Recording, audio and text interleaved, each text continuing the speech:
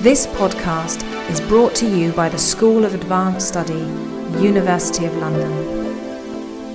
All of our podcasts are available from our website. Yeah, I mean, this is a bit experimental, to be perfectly honest, in lots of different ways, so please feel free to shout at us as we go along. I think that's fair, isn't it? Yeah. Good, excellent. One of the things that we want to try and think about really is perhaps try and take a new approach to Magna Carta. I mean, Magna Carta, particularly for anyone who's English, and by now you'll realise I'm not, holds a particular place, I think, in terms of English history, and I'll come back to that towards the end about why I think that's important at this particular juncture. But one of the things that struck us, we've been talking about this for a long time, about how both in the 17th century and indeed in the 18th century and the 19th century and 20th century and 21st century, we see Magna Carta, different ways of presenting Magna Carta. And one of the things that we still haven't puzzled out is why Magna Carta retains almost like a thread through history. And actually, a thread that's probably broken in the 13th, 14th century, actually, funnily enough. So one of the questions we have for you is perhaps in the discussion about thinking about that. So we're thinking about Magna Carta as indicating, as being more about the presence and the way that people celebrate or commemorate Magna Carta.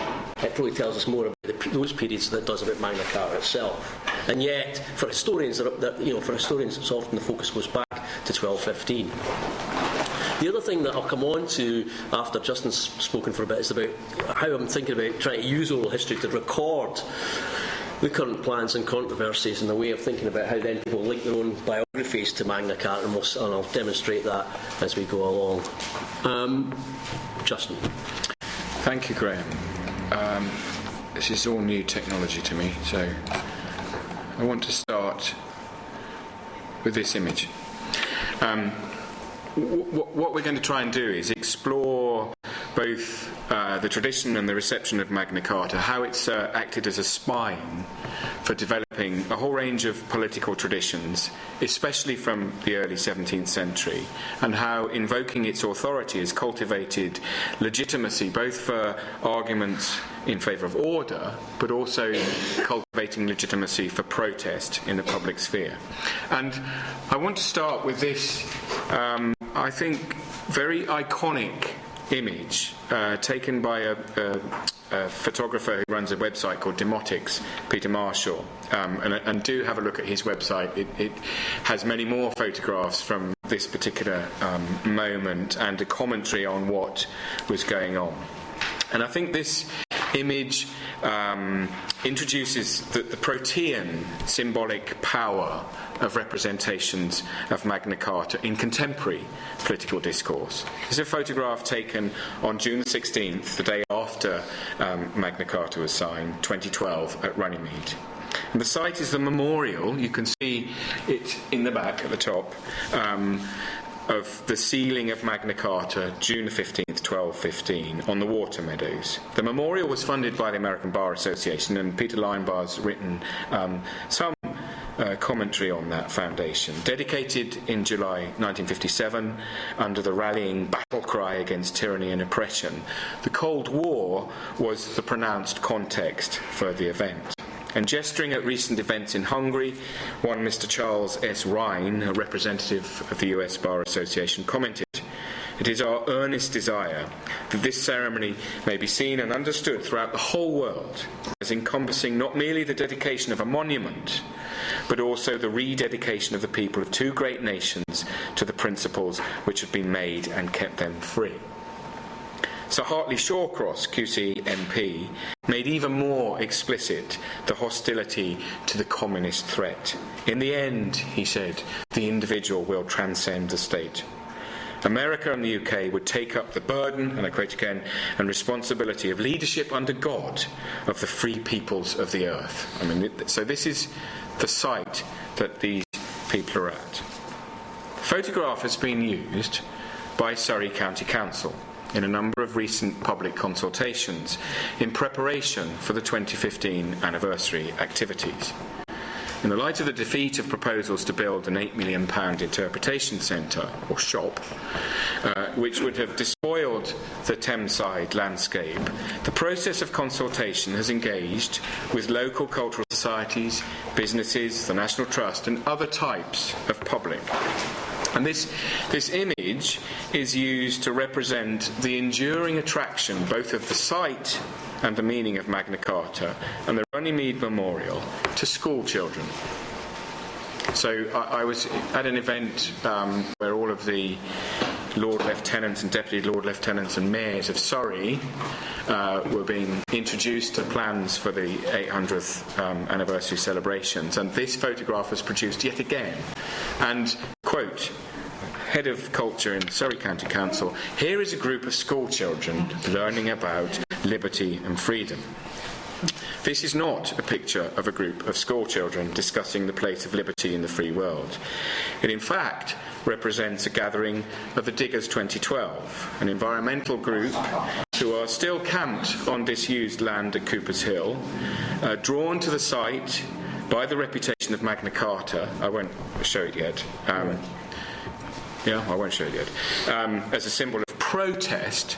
This combination of activists, students, local residents, and the odd policeman sat down to discuss their collective ideas about freedom and the right of people around the world to shelter and grow food on disused land. And there are at least two people in this room who are on that photograph, so we're telling the truth, aren't we, Stephen?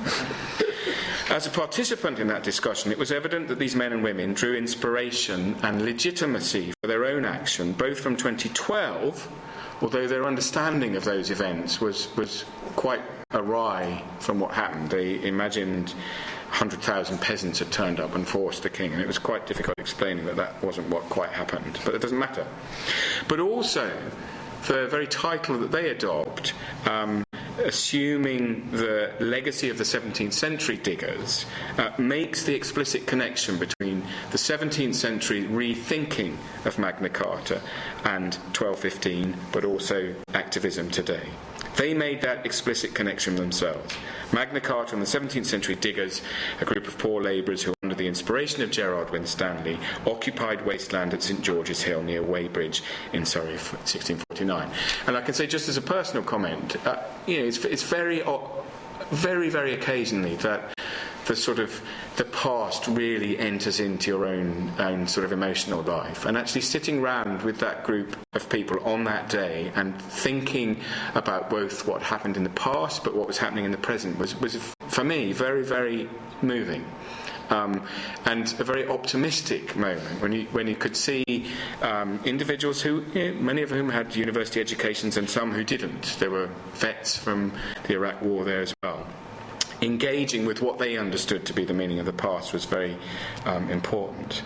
So the site of Runnymede and the idea of Magna Carta, and if we just go down, just to prove that there were soldiers there, policemen there. Well, there was a very nice policeman. If you want a photograph over here of the original opening, it's quite impressive. Okay. I'd just like you to read that while I'm talking. So the site of Runnymede and Magna Carta brings together ideas of liberty and freedom, which encompass both the English Civil War, the Cold War, and contemporary radical eco-activism. The history of the event, the document, and the associated historical meanings combine to offer, I think, an untold public history, although I should always frame that by the fact that Peter Linebar has pursued a particular set of themes around the idea of the commons, but not necessarily the political argument. The story of how a medieval peace treaty between a warring king and his baronial opponents became what some claim to be the world's first written constitution is what we're going to engage with today. This process saw a charter consisting of some 63 clauses, many concerned with the specific illegal and innovative aspects of Angevin government, which negotiated a settlement for the legitimate and just conditions of feudal lordship. So it saw that document transformed into an icon which, as the UNESCO commendation admitting it to the list of memories of the world in 2009, commented, it is an icon for freedom and democracy throughout the world. This is quite exceptional. This, now nearly 8 centuries of making public meaning out of a reasonably unexceptional feudal charter, is one, I think, that deserves precise and engaged historical consideration, especially as the 800th anniversary approaches, which moment, as we'll see later on when Graham talks, is already the subject of profound contestation. But before doing that, I'm going to leave that up. If you would just want to glance at that, it's probably too small to read, but this is from the Diggers 2012 website, where they actually draw a very explicit connection between what they are doing as diggers now, diggers in the 17th century, and the tradition of Magna Carta, brilliantly bringing in Rowan Williams' Magna Carta lecture on social justice into precisely their activity, so that the past, it's right at the bottom there, the past is really being exploited as a tool for their own authority. But first, I want to engage with a few reflections on the business of thinking historically about the protean nature of the event and its legacy. Now, it's a phrase that crops up in a lot of commentaries. Magna Carta is commonly referred to as a real living document. That's a very odd phrase, and I guess it's shorthand for an historical artefact which has been thought to carry significant contemporary relevance over a period of extended time. And one of the themes that would be well worth exploring, but which for reasons of time is not possible today, is actually the history of the material object.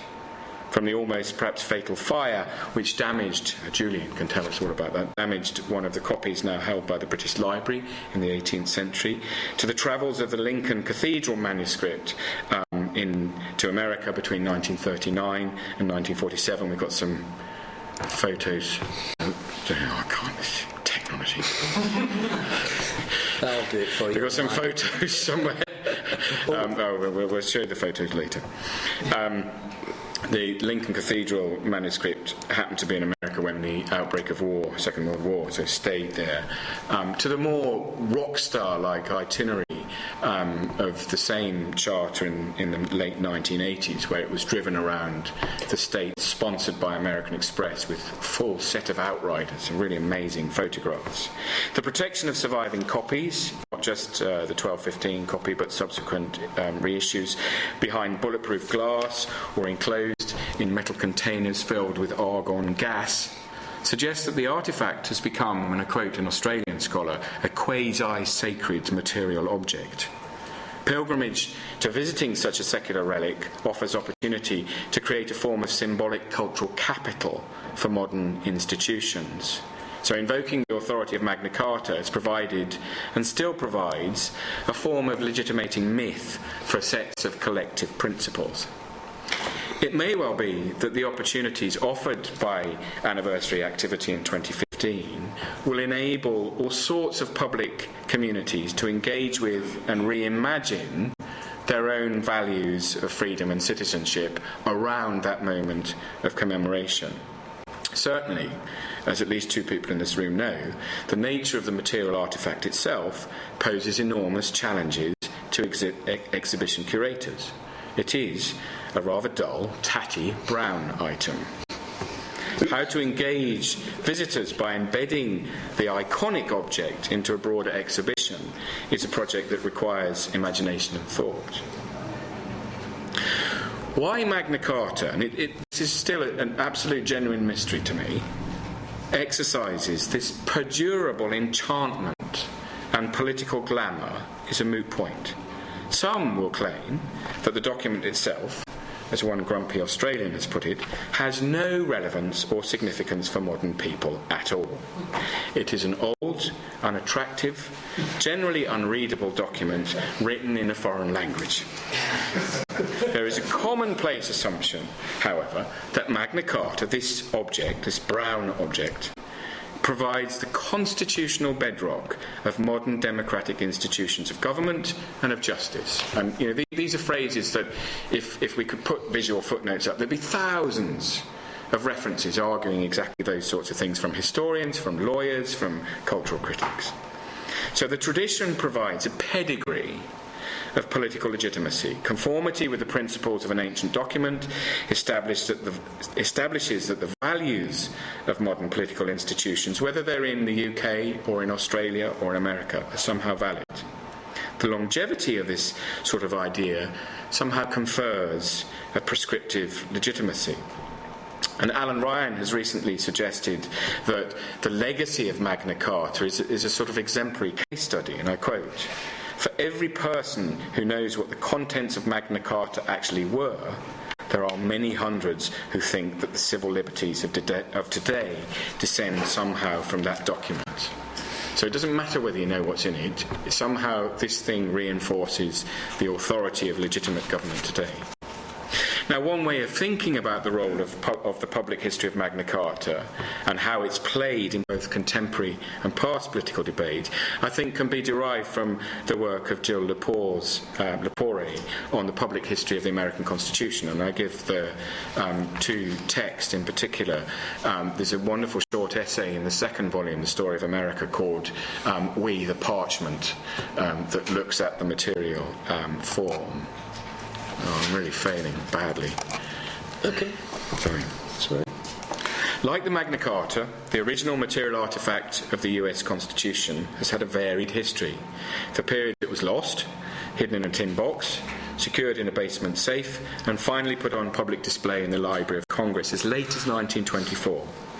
During the Second World War, it was preserved in Fort Knox, unfortunately not alongside the Magna Carta, because they might have mated, I suppose. It now remains in a shrine in the National Archives next to the Declaration of Independence and the Bill of Rights, so a sort of trinity of democratic texts. Like the British population, who know what the Magna Carta means without ever having read it, so too, in the vast majority of Americans, venerate the Constitution without having been much troubled by the text. Much US contemporary debate concerns how an essentially late 18th century document translates into modern political institutions and principle.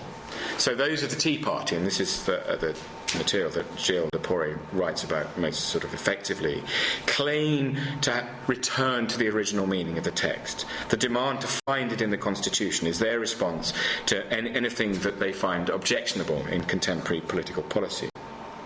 An alternative account, and I think it's one that works very well for thinking about Magna Carta, suggests that the Constitution is most significantly not a document, but a stream of history. That the proper application of principles to changing circumstance is the proper legacy of the text. The Constitution is only parchment and ink. It derives its legitimacy from the fact that it was the outcome of an action of consent of the people. Lepore's approach is, I think, neatly captured in the closing metaphor of the comment I've put above. And I'll substitute the Magna Carta. If the Magna Carta is a fiddle, it's also the music, the public history of it is also the music that's ever been played on it. And she goes on to say, actually, some of the tunes are quite beautiful and many of them are really quite awful. So applying these thoughts to the history and legacy of Magna Carta makes much sense. It combines the iconic power of the original artefact with the ongoing history of the subsequent refashioning and interpretation by different groups at distinct moments. Now, one of the greatest mysteries to me about the legacy is the fact that from the end of the 14th century, it disappeared almost entirely from public debate and usage. Yet by the early modern times, the tradition saw a bold return to favour. One might actually say the tradition is completely reinvented. So, for example, the first modern editions and translations of the document were made in the early 16th century. One reason for this return to prominence was undoubtedly the fact that the language of the original was capacious enough in its application. And by that, I'm not going to go into the long, especially with medievalists in the room, long, complicated expositions of especially Clause 29. But the core idea in Magna Carta is around the idea of the liber homo, the free man. In the 13th century, to be a free man is a very, very narrow constituency. By the 17th and 16th centuries, free men, and we need to think about women, but not immediately in this context, free men are much broader constituency. Although kings, aristocracies and provincial landed elites still rule the roost of social and political hierarchy, the constraints of feudal tenure, bondmen and serfdom had withered. So simply, almost by the change in social structure, Magna Carta applies to a much bigger group of people. After 1600, languages of freedom applied to all free-born men. Magna Carta now extended its authority, in one sense, to the entire community. When monarchy and political elites came into conflict, initially over the prerogatives and extent of royal taxation, the brave common lawyer Sir Edward Coke, drawing from the text and principles of Magna Carta, produced a powerful and perdurable defence of popular liberties. Not simply a defence of the rule of law in protecting the property, lives and liberties of the people, but an undergirding, a sort of intellectual undergirding for the institution of Parliament as a legitimate counterbalance to the tyranny of monarchy. Contesting the authority of James I and his son Charles I led Coke to the Tower. His efforts in publicising the rule of law and the legitimate rights of the people to defend their lives and properties created a powerful ideological resource which was turned against Stuart tyranny in the English Revolution. So the recovery, the scholarly historical recovery of Magna Carta was fundamental to the very careful historical reconstruction of what historians know as the ancient constitution, which advances a legitimate, authorised, historically prescriptive alternative to the dominant de jure divino account of monarchical government. Historical scholarship, modern historical scholarship on the ideological texture of that ancient constitution is vast. Is very substantial, but very few of those accounts have explored and thought about that reconstruction of the ancient constitution as a form of public history. They're more interested in the intellectual philosophical arguments, recovering an account of the past for specific contemporary purpose was precisely what people like Coke and many, many others at the time did. Now, given the constraints of today, I can only really gesture at the huge volume of literature between the 1610s and really the 1790s. But men like Coke, John Spellman, John Selden, Nathaniel Bacon, and still later James Tyrrell, Algernon Sidney, and into the 18th century William Blackstone, did not recover the tradition of the text, nor produce commentaries, translations and editions simply for scholarly purpose. Their histories were published for practical public benefit, as an essential contribution to an ideological struggle against political tyranny and, into the 18th century, more against episodes of individual injustice. So when Cook's volumes were suppressed, Parliament underwrote their publication in the 1640s, and these works became standard resources for later ancient constitutionalists and political radicals. So during the English Revolution, it's probably the high point of the invention of this idea of the free-born tradition coming from Magna Carta. Radical levellers such as Lilburne, although cautious about Magna Carta because it was still an act of monarchy, saw in it the possibility of an ideological defence of the rights and liberties of free-born Englishmen. So in texts like the Liberty Vindicated Against Slavery, 1646, the tradition of Magna Carta was invoked, and I quote, as a brazen wall, an impregnable bulwark that defends the common liberty from arbitrary power. The idea of Magna Carta as a form of protest was also transformed into much more democratic public performance in the form of mass petitions to Parliament. And I think we could revisit much of that scholarship thinking about the performance of public history rather than simply an act of petitioning as we'd understand it in a modern way. Levellers aimed, in their words, to make Magna Carta walk abroad again with new vigour and lustre. So, taking the model of 1215, the large petition of 1647 literally regarded itself as an historical continuation of that moment of 1215. It talks about the perpetual establishment of liberty. Such public performance of the principles of 1215 were, of course, very far from the original project. The radical usage of Magna Carta deployed in it was not simply as a historically prescriptive. So they're not saying you've got to do this because it happened in 1215. They're also arguing that somehow captured in that tradition was a connection with the fundamental rationality, philosophical rationality of freedom. Magna Carta appealed to these radicals because it embodied both historic rights and ancient custom. The powerful discourse that emerged, that freedom and liberty of person and estates were the natural birthright of freeborn Englishmen, was a dominant idiom of public political discourse into the 19th century. The early modern presentation of Magna Carta's defence of freeborn liberty was arguably more significant than the original 1215 statement itself. The tradition promoted the constitutional principles of consent, popular sovereignty, and the limitations of the exercise of the royal prerogative, subsequently embodied in great constitutional events like the Glorious Revolution and the Bill of Rights. This legacy still persists. But there was also a more mundane, but nevertheless important tradition that, again, I can only sort of really gesture to, which connects today with contemporary concerns around civil liberty. In 1680, at the peak of conflict between King and Parliament, which, as many of you will know, prompted John Locke to write, if not publish, his two treatises on government, the radical Whig journalist Henry Kerr produced a handbook of civil liberties. It's just called English Liberties, explicitly drawn from Magna Carta, explaining, for those suffering illegal persecution, the precise procedure for defending an individual's freedom from the tyrannical interference of both kings and priests.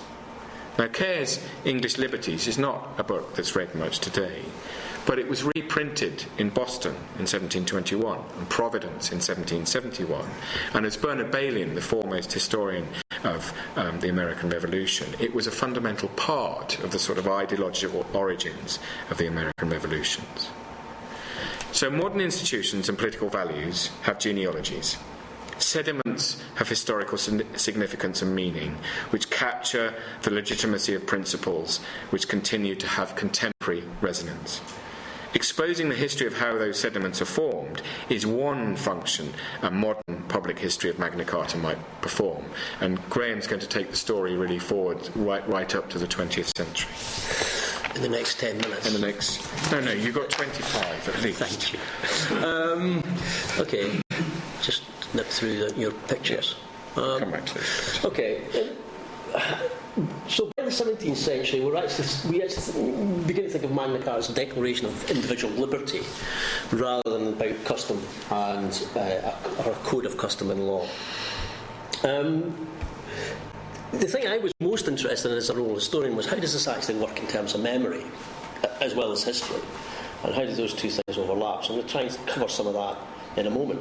But we might also think about J.C. Holt's view of Magna Carta, which is that it's not just the history of a document, but it's also the history of an argument. And from the 17th century, I think it's an argument that's recast, and is recast over and over again. And I'll come back to what I think happens at the end of the 19th century in particular that I think changes how we understand Magna Carta. I mean, I should also say that I just use the word British, but I don't think this is a document or a British event in any shape or form. I mean, I don't think it's got much resonance in Scottish history at all. In fact, we will be celebrating 1216, which was the most successful invasion of England by Scots when Alexander II got to the Kent coast. So that's what we'll be celebrating in Scotland. We will not be celebrating 1215. That's fairly evident. I'll come back to why that's evident. So I wondered whether if undertaking some oral history interviews with, building on Stephen's work actually, with an interview that he did with Sir Bob Worcester, which I'll come back to as well, with Anna Green from New Zealand, again an outsider, we wondered whether we could actually chart the process of the commemoration or celebration, and actually there's some discussion about whether it is a celebration or a commemoration, and whether we could actually think about the private and public views of Magna Carta and what it actually meant. I mean, some preliminary thoughts we had was that apart from 1965, most of the 20th century commemorations of Magna Carta looked pretty conservative in their approach. and the way that individual liberty was being constructed seemed to us to be a very conservative construction, and actually the exception was people like John Arden, who bizarrely enough is commissioned by the City of London to do left-handed liberty. And it's still a wonder to me that the Mermaid Theatre in Arden were commissioned to do something by the City of London. I mean, I don't know whether they expected to get what they got, but it is a very interesting play in terms of being critiqued. But I think it stands out in all of that, in all the ways that commemoration has been organised from the 19th century.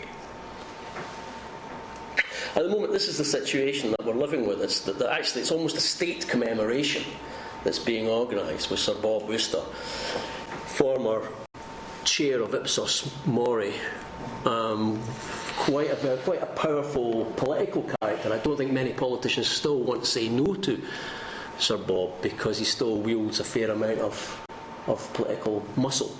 And he's operating through the Magna Carta Trust, and below that is the 800th Advisory Board, and below that the 800th Advisory Committee. On the other side, we've also got local council involvement, councils of charter towns, including Runnymede District and Surrey County Council. And then below that, what we're starting to identify are these volunteers and activists, whether voluntary curators or actually anarchists that are now occupying the ex-Brunel site at Runnymede. So you've got different interests and involved in, I think, quite different projects. Okay. I don't know if that's large enough for people to read, but I'll just leave it up. But it does strike me as being a very sort of narrow project, despite the length of Sir Bob's shopping list of what he'd like to see. He'd like to see a scout badge, a stamp, I don't know, a dance. I don't know, Stephen probably can tell you more. But I've just put up the multi-faith bit. And he wants the Pope to repeal the papal bull of 1215, for example, which should be no small matter, as well as even songs and Sunday services across Britain in 2011, which I think he managed, and then yet again, repeated in 2013, this year. And so on, and peals of bells in 2015. And this is described as multi-faith. Now, again, slightly problematic, I think, even though I come from a country that thinks multi-faith is a Baptist and a Methodist. I would suggest that it's not multi-faith. So there's something quite curious, if you like, going on.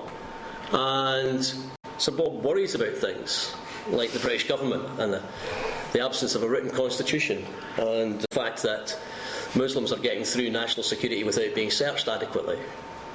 So there's something quite interesting about this. And then when you actually then look a wee bit further into sort of who is attached to Magna Carta, we find also another tradition, quite a dark tradition, and Justin's described the sort of light side, but actually there's another side to this. For example, in American history, that Magna Carta was often used on the frontier to justify genocide, because white men had the rule of law. So there's another sort of history of Magna Carta we might think of, which is a much more right-wing history. Another example of that would be the far-right groups in Britain, from UKIP to White Wolf, who are celebrating Magna Carta in their own way. And I'd really like to hear from the British Library about whether that tradition will be part of the British Library's commemoration of Magna Carta, because it's part of English history. The other thing that in terms of thinking about process, how does process work in terms of exploring that oral history, it was really interesting that on the 7th of August 2011, Stephen Franklin, sitting there, interviewed Sir Bob, who made this speech about he'd been sitting next to the German ambassador for dinner, and the German ambassador said, "Of course Magna Carta is known in Germany, we teach it in the curriculum." And lo and behold, a few days later, well actually exactly a month later, on the 7th of September 2011, Eleanor Lang got up in the House of Commons to move the idea of a national holiday and repeated the story almost word for word. And it's really interesting about how this is operating through a very small group, in this case the All-Parliamentary Committee. and the idea that we should have a national holiday. The national holiday doesn't play out terribly well in Scotland or Wales, actually, it's got to be said. And again, there's something behind all this about how we're constructing the nation at this particular juncture, which some of us seem to be more sensitive than others about. The other thing that I think illustrates, and I want to speak a bit more about this in a bit more depth, is the way that sort of autobiographical and the public historical. So if you've got the private and the public, and more broadly, I think the autobiographical and the historical, how these connect. So I'm thinking about oral history really about as a way of understanding people's view of the past from the present. Yeah. So it's just a useful way of understanding those connections that perhaps history doesn't afford us. And the big influence on the right, I think, has been Portillo's radio programme, which has tapped into a broader agenda that's going on just now, which of course is Our Island Story. And Marshall makes much in her little book, Our Island Story, of Magna Carta. That is the founding moment of English constitutionalism. You know, one of the things we've said in the paper, or the chapter that we've written, is that Our Island Story is not just politically problematic, it's geographically challenged. You know, England isn't an island. We have to keep explaining that to people. And it's something that comes up again and again. But what struck us most when we looked at the speeches from Baldwin from 35 onwards was how often empire was referred to in relation to Magna Carta. And we started digging around a bit more about that. And we think part of it really comes from Portillo. And Portillo claims, for example, that Baldwin in 35 was using Magna Carta in order to combat fascism. That he was actually explicitly referring to Magna Carta as in a way that was taking on Hitler and Mussolini. Which is somewhat curious, actually, if you think about it for a moment. So, let's think about Baldwin in 1935 in a speech called Torch of Freedom. He says, Magna Carta is a law. When the king was a tyrant, let him look out. And it's always been the same and will be the same. Whether the tyrant be the barons, whether the tyrant be the church, whether it be demagogue or dictator, let them look out. Portillo says that in particular is a reference, a warning to European fascists, as Portillo says. And yet, that's not quite the way the speech itself was originally intended. When you actually look at the context of the speech, Baldwin was welcoming delegates to the Empire Parliamentary Association's conference, and was actually making the speech to particularly the Indian delegation. And the point he was making to the Indian delegation is that India couldn't have its own parliament, India couldn't have its own democracy, because it simply wasn't old enough and didn't have a good old Magna Carta that it could refer to. So, suddenly we see the way, if you like, the present is being used, Magna Carta, as some sort of idea of anti-fascist or even anti-Stalinist, I guess. Actually, when you look at the context, turns out to be denying someone else their liberty. So quite an interesting sort of malleability that goes through this. This idea of empire and Our Island Story gets picked up by local councillors when we interview them, and this is reasonably typical of the view from local council. And it's really interesting how it's stated almost in an autobiographical way that, and this guy is actually will be leading the local celebrations, and it's part of the 100 committee.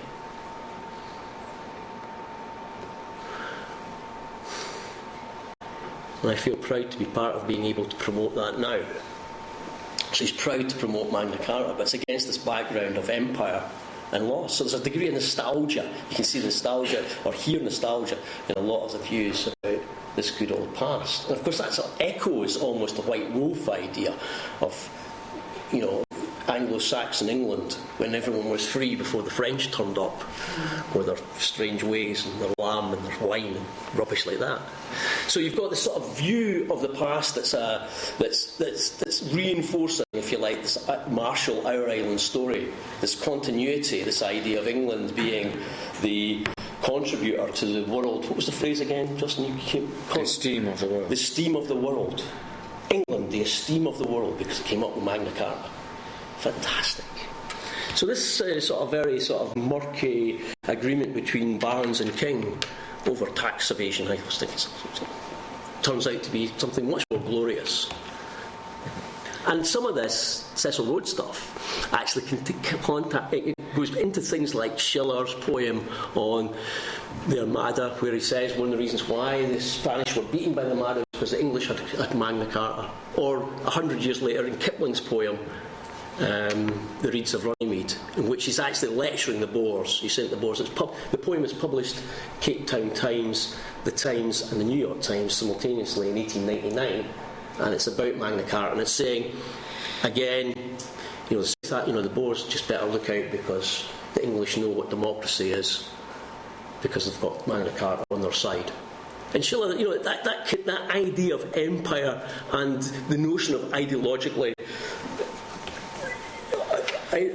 this ideologically powerful document, this argument, this argument is clearly a rallying point for a particular worldview. Just to finish up, I want to just say something about local tensions that I think have inevitably emerged from all of this. So, Justin's already mentioned the £8 million visitor centre, which was an extraordinary idea. £4 million was going to come from the council, having cut the social work department. I kid you not. And £4 million was going to come from the lottery fund, HLF. And visitor numbers, people were shrugging their shoulders when asked about how many visitors would this attract. Don't know. But it's well worth it. It's £8 million. And the argument was incredible. The argument wasn't based on people want this. The argument was based on we have to do it. We have to do it because it's the right thing to do, because Magna Carta is just so important. I had a very interesting conversation with one Conservative politician who said to me, I don't think we're going to get the money because they want that inclusion bollocks. Which seems to me a different sort of history of Britain that maybe some people don't subscribe to in the same way that I might. So we've got this top-down heritage model, if you like, around the visitor centre, one in which people would come along and understand Magna Carta. And actually, even at that point, we're struggling with the idea, well, what is it about? How can you represent this? What should we have in there? What should we have in the visitor centre? I guess we should have a copy of the British Library will give us a copy of Magna Carta. I think actually you've requested that you should send a copy to Surrey at some stage. But beyond that, people really struggled with the notion. Meanwhile, in a little local two-room voluntary museum in Egham, one of our ex-graduates had come up with the idea of, this might be about the public history of this document, and approached the Heritage Lottery Fund and got £100,000. And was immediately pilloried by the local council for undermining their efforts on their £8 million grant. That he was to blame, or the local museum was to blame, for undermining. And of course, what the local museum was doing was much more of a bottom-up history, and talking about the history of the idea. And of course, being a little two-room museum, didn't have any artefacts to show at all. So I actually had to think about the ideas. And I thought that was a really interesting contrast. And we interviewed some of the museum people, we interviewed some of the sort of people who were proposing the visitor centre. And it just pulls apart. Absolutely pulls apart. This is from Claire Bray, who's the keeper of medieval manuscripts at the British Library. Because in the end of the day, all of us who are engaged in this have to come to some sort of view. We've got to come to some sort of position in terms of 1215. What are we going to do with all this stuff? And as Claire points out, there's an awful lot of different agendas in operation here, and that's really exciting, I think, for public historians, because it's history that still matters at some sort of level, that people can be bothered, that people can be bothered occupying a hill and staying there right the way through the winter, or can be bothered setting up a website suggesting that we want to return to Anglo-Saxon England.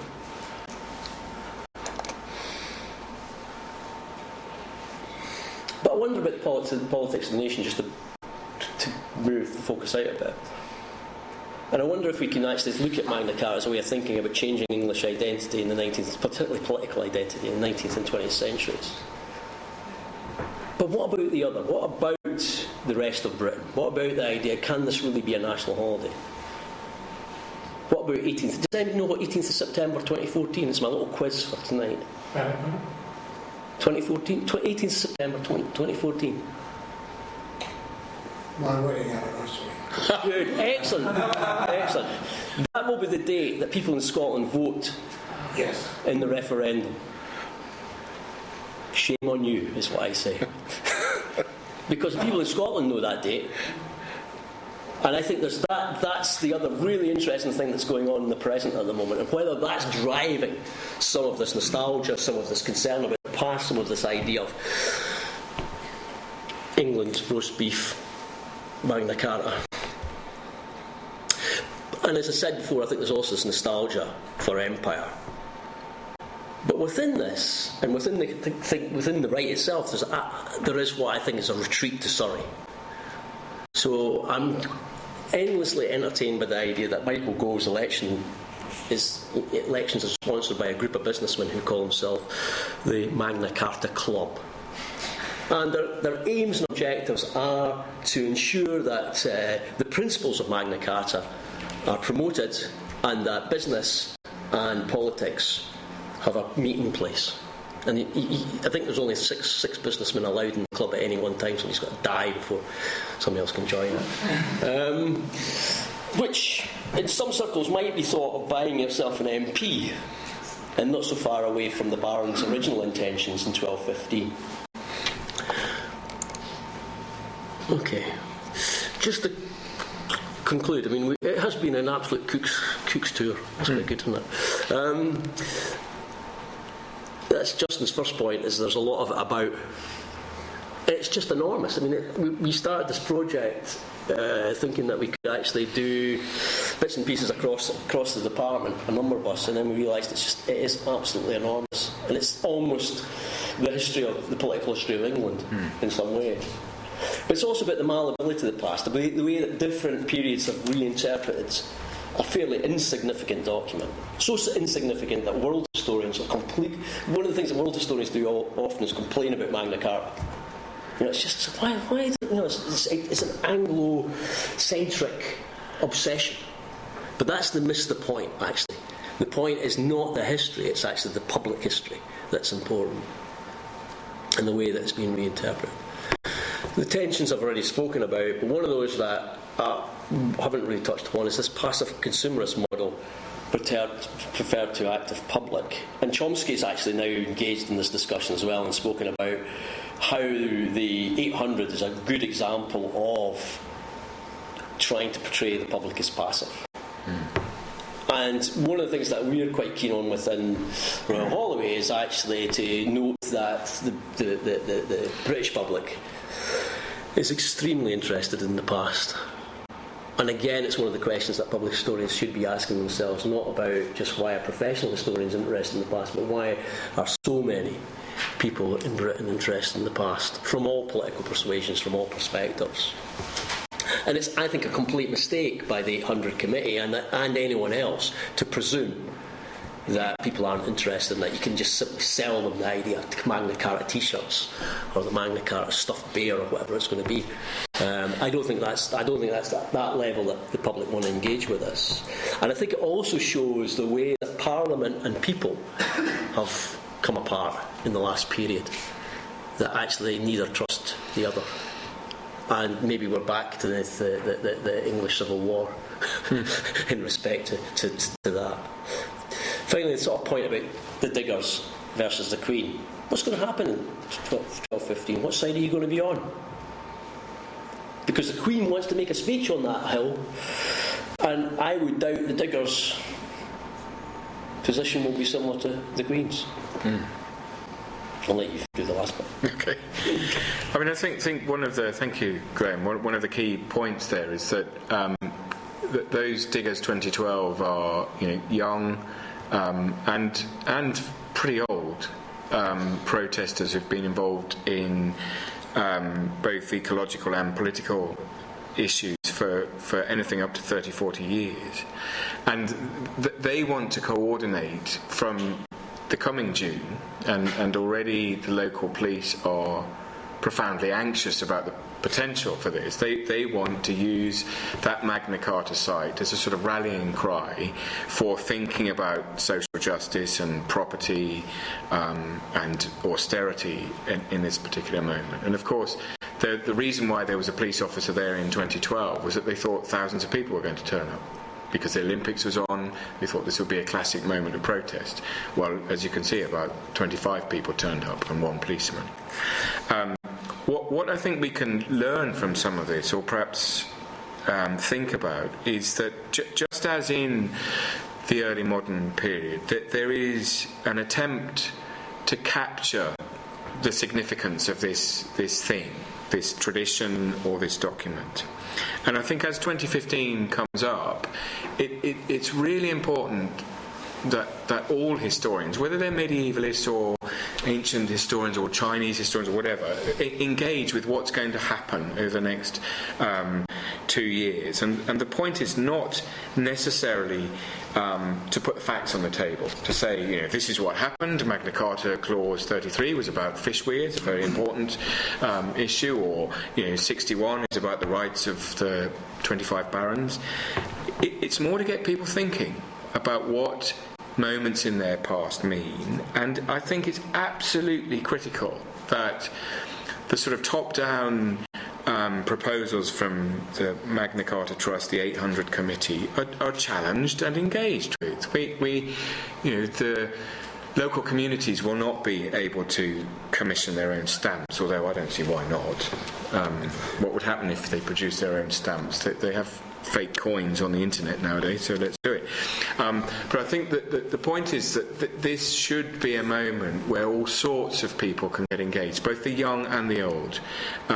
Kids in school need to know not just about 1215, but about that tradition of contestation. So I see this as a huge opportunity for historians to get out into communities and to engage and to argue, and almost the victory won't be whether 2015 is celebrated in Westminster Abbey or with the Queen, on a boat on the Thames. The victory will be is if we can engage lots of different types of people to engage in all sorts of ways, whether it's going to an exhibition in the British Library or going to write their own Magna Cartas as 12-year-olds in schools. I think that's the opportunity that we have, and it'll be a long time until more opportunities come. So I think it's more, I see the role of the public history of Magna Carta being an opportunity to engage and contest. Stop there. Yeah. We'll maybe just finish up. Does Magna Carta mean nothing to you? Did she die in vain? Brave Hungarian peasant girl forced King John to sign the pledge at Runnymede and close the boozers at 10:30. Is all this to be forgotten? We think that should just be played over and over again throughout 12:15 and just... There's one other clip that we won't play the whole of it, but this is sort of echoing some of the points that Graham mentioned about the interwar period. This is a film made in 1942. I won't play the whole 5 minutes. It's available on the British Film Council, but it's fantastic for the Whig.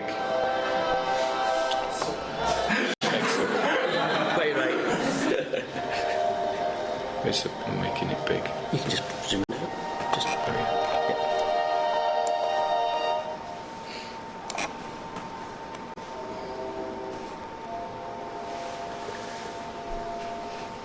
Throughout the history of man, there's been a never-ending struggle to subordinate individual liberty to organized power. The story of revolt against this rule began in the year 1215, when King John was forced to sign Magna Carta. The Great Charter marks the turning point from the age of traditional rights to the age of written legislation, of parliaments and statutes which were to come. In the next century, the Statute of Labourers was passed.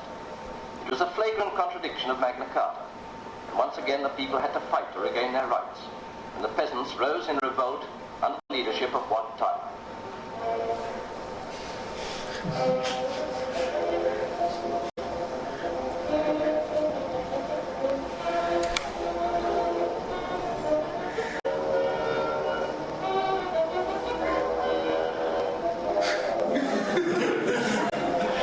Organised, by the way. It's a demonstration of organised.